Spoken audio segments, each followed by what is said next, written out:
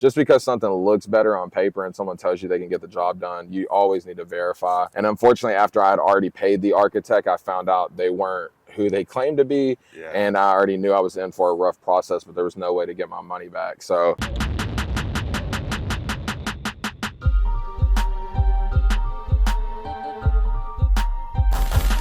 what's up, guys? Welcome back to the channel. My name is Derek, aka Flippingahouse, and if you're new here, we talk real estate, financial literacy, and how to get better. And today we're in the field. I'm here with my partner, Mr. Benjamin. What's going on, guys? And we're going to be talking about our newest real estate development deal. This is going to be our first of many, I hope. Yeah, I hope. More to come for sure, for sure. And we're going to be breaking down how we got this property, the process it's taken to get here, because it's been a very long one. And we're going to break down the numbers as well, or what we think the numbers are going to be. As you know, things constantly change, but we finally have city approval, and let's get into it. All right, so I think the first place to start is how we actually even got this lead for this property. I think it was, what, 2 years ago? Yeah, and it was from a good friend of ours who's actually an attorney, and she works with delinquent taxes here in Harris County. I was on vacation in Arkansas. She literally hit me up, said she had someone who was behind on taxes. He didn't know what to do. And it just happened to be in an area where we invest a shit ton. And then I hit up Derek to see if we could even make this possible, because it was about to be foreclosed or go to the tax sale in one day. So we had to come up with the cash literally in 24 hours, and we made it happen. Yeah, and so when Ben brought me the deal initially, I saw the square footage. So the first thing that you guys should know about this lot is we're sitting on 10,000 square feet. Now, there has been city regulations and where you're able to build more homes on the square footage of the lots these days. But initially, when I saw the lot, I knew at minimum we could build 4 to 5 homes on this lot.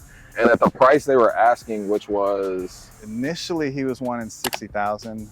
Then after everything was said and done, we agreed to 40,000. Now, note, like Ben said, because they were behind on taxes, the foreclosure auction was coming up. So honestly, we took a huge risk that I wouldn't recommend to most people. But because we were able to get the lot, like you said, for 40,000, he owed about 20 something behind in taxes, but the amount that they were foreclosing on was around $13,000. Yeah, there were a ton of gambles. And also, just to piggyback on the other risk, there's a redemption period with these tax sales. So, you know, the owner can literally come back and purchase the property back from you, and they have every right in the world to do that. But luckily that did not happen. So we completely own this free and clear and everything. But like Derek said, there was a lot of risks. There wasn't a contract in place. It was all over the phone, verbal agreements. So Derek got $13,000 cash with no paper contract, nothing written in stone or anything, just all a verbal agreement over the phone. The other plus is that we have multiple exit strategies. I mean, because as of right now, the plan is to sell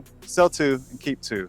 But who knows? Shit could change, you know, just depending on the market and you know, how it's looking like when we get to that point. Now, after we stopped the auction, I'm not gonna lie to you guys, it got a little hairy because it still took us an additional 4 to 5 months to officially get the home under contract, because the seller kept going back and forth. And this is why I wouldn't recommend, if you're newer, to take this gamble, because if you don't have the paperwork in place, a lot of times sellers, they get finicky, right? Like once they know that the home isn't going to auction, and he knew the land and he wanted to be brought in the deal and he wanted a percentage of when we would sell it. And it honestly got to the point where I myself was ready to walk away. I mean, I remember we had a conversation, and there's probably 2 or 3 times that I was like, honestly, screw this. Like, I don't even want to be involved.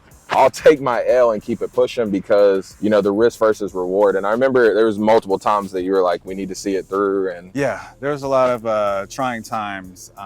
It was an emotional roller coaster. And then in regards to the seller, like Derek said, he was trying to be a part of the deal, get a percentage of our exit. Like, what if we were to sell the property, he would get a certain percentage.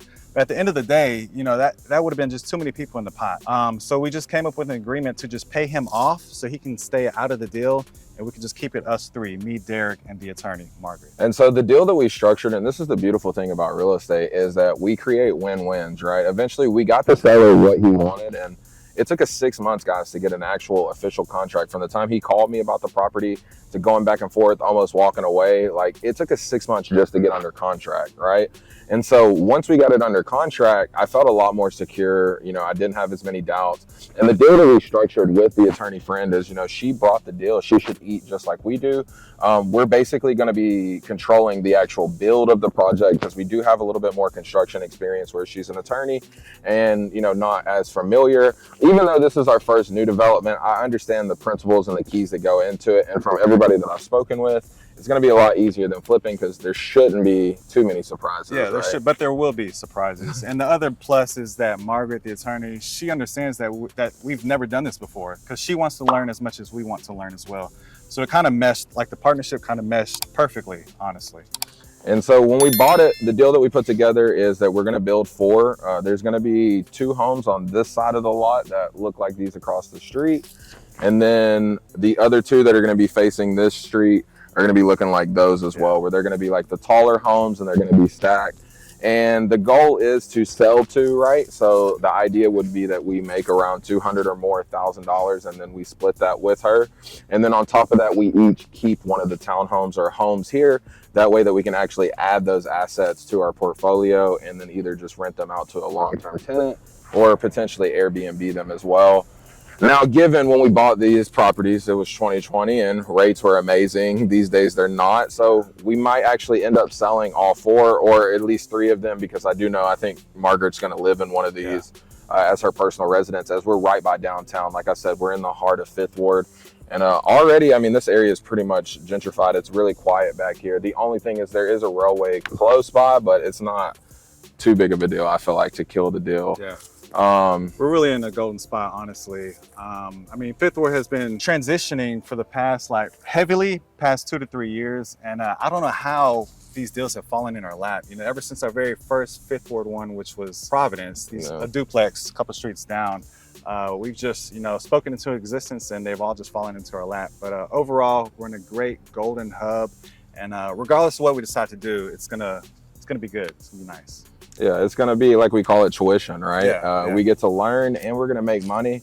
And now, like I said, we are 2 years deep, almost exactly 2 years deep into this project. And let's talk about some of those struggles and why it took us so long, even after getting the contract, to get to the point where we even got city approval. All right, so now we finally made it to the closing table. We got the seller out of the picture. He was able to receive the money that he wanted. And then we actually start the process of getting the plans together, really. So the first step that we had to go through is to get a normal survey, which they did that in the closing process. We were able to just verify that this lot was actually 10,000 square feet.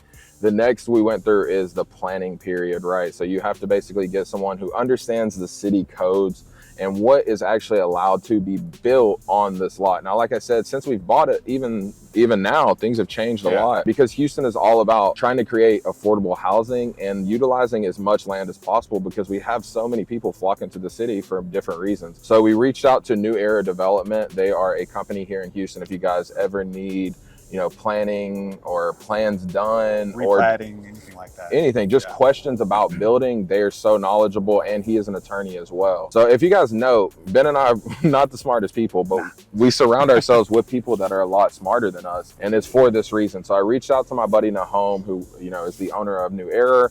He was able to tell us that we could build 4 or 5, but he recommended 4 just based on the lots, the builds that are going on around us, and being able to really hit that 330,000 to now probably 340 to 50,000 because it's been a couple of years. We really need to look at comps. This has kind of been on the back burner, but that is the process. Now, normally that's going to take you 3 to 6 months, but because we use New Era, because he's very familiar with the city, we actually had plans ready to get approved in under 3 weeks, which is unheard of, right? I didn't even know that. It's crazy. So the 4th week, we literally just had to wait for our appointment with the city. Things got approved and we had our plans. Now we had to get another survey that outlines the lots for the new builds, right? Of what the lot is going to look like now. And then after that is, I think, where things fell apart. Maybe you want to talk a little bit about the architect and what really set us back over the last year and a half. Yeah, so as far as I know, because I mean, Derek was handling it mostly. We were dealing with an individual who we've dealt with before, who was mediumly recommended from other individuals, but there was something up and things just weren't flowing naturally as they were supposed to. He was missing deadlines, missing timelines. We weren't getting the needed documentation when needed, when requested by the city.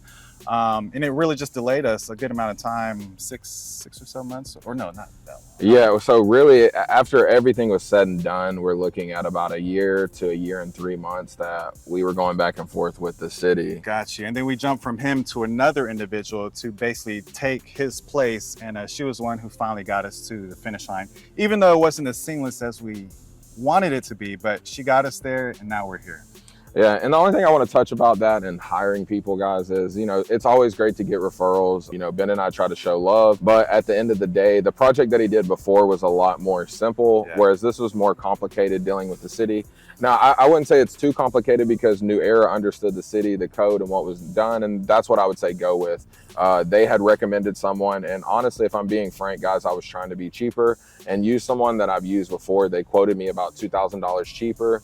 But if I look at the time and the holding cost, we easily spent over $2,000. So just because something looks better on paper and someone tells you they can get the job done, you always need to verify. And unfortunately, after I had already paid the architect, I found out they weren't who they claimed to be. And I already knew I was in for a rough process, but there was no way to get my money back. So it kind of worked out in a way, or I try to be optimistic because, you know, at the time it was COVID and prices spiked on lumber and housing, just building materials. It's crazy, a lot of variables. And so, you know, we had to just see it through. And here we are, it's 2023, we're at the end of August, and we finally just got approval 3 weeks ago. And now we're actually going to be getting started in the next week. Like I said, we are here at the property because we're trying to clear out some of these trees. As you guys look around, you'll be able to see, you know, we have several big trees on the property that have to be taken care of and cut. And then our next step will be to get drainage in here because that was something that popped up. It was an additional $5,000. That we have to tie in because one side of the street already has the drainage. This side back here does not. They have it on the opposite side, but not over here. And when you're building and you're, you know, going through city code, you have to meet those requirements for us to even be able to get started on the project and then to be able to even build. So it's just good to have these people that are smarter, that know these things, how to work with the city, how to get things done. You have like plan runners and project and permit pullers that can help you along the process, which is who we had to hire to, you know, get us to this finish line. Got a question regarding the surveys. This is something I wondered. With the placement of the homes, did you have any say in that, or did the homes like place like draw it? Was that his creative mind, or did you? Yeah, it's just based on how the lines are set back, and I'm glad you brought that up because we did lose a little bit of square footage in the front here, as you guys can see. Obviously, we have to better the drainage, and then there's also, I think it's a 10-foot line setback. Just so as you guys see over here with the neighbors, where we have to build, it has to be walkable basically, right? Because we are close to the city. They want these neighborhoods to be walkable. They have sidewalks, they have proper drainage. So, you know, these are all things that we learned. So we went from a 10,000 square foot lot. I think now we are close to like 8,500.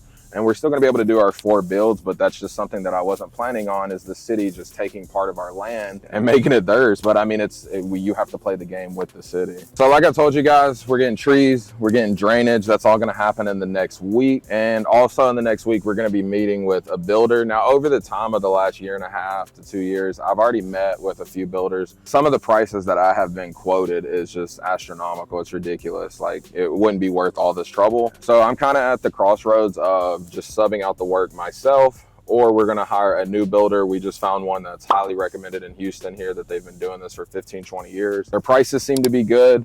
And after this, we're actually going to check out one of the projects that they're working on that's nearby. And I'm pretty excited about that. What are your thoughts on sub versus builder? One of the positives, well, with subbing it out, obviously it's going to be cheaper and everything. Just going with subs, you already know, you know how they operate, how they work and everything. I say the one benefit to paying a little more and going with a developer is learning along the way, because we're not just a one-stop shop. We don't just want to build these 4 right here and be done with new construction.